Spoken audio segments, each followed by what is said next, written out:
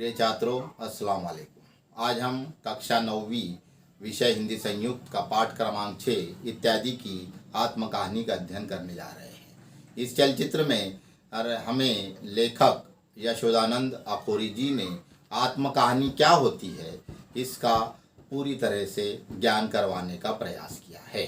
तो चलिए हम इस पहले चलचित्र में प्रस्तावना देखेंगे। इसमें लेखक ने ये बताया है कि इत्यादि का उपयोग, सदुपयोग, दुरुपयोग एवं हम उसके इस्तेमाल पर नज़र डाली है, जिसमें लेखक ने बताने का प्रयास किया है कि किस तरह इत्यादि हमारे जीवन में एवं वक्ताओं के जीवन में किस तरह से महत्वपूर्ण है। तो प्रिय छात्रों, इस चलचित्र में हमें ये पता चलेगा कि इत्यादि से किस तरह से एक तरह से वक्ताओं को मदद मिलती है।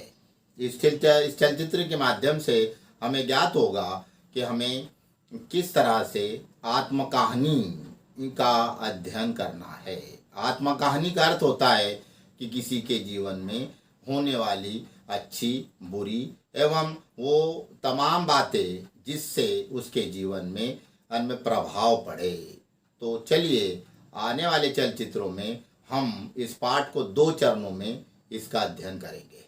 तो प्रिय छात्रों, हमें आत्मकहानी के बारे में लेखक यशोदानंद अखौरी जी ने इस पाठ के माध्यम से बड़े ही रुचिता और रोचक ढंग से ये बताने का प्रयास किया है कि इत्यादि किस तरह से हमारे जीवन में एक महत्वपूर्ण घटक है।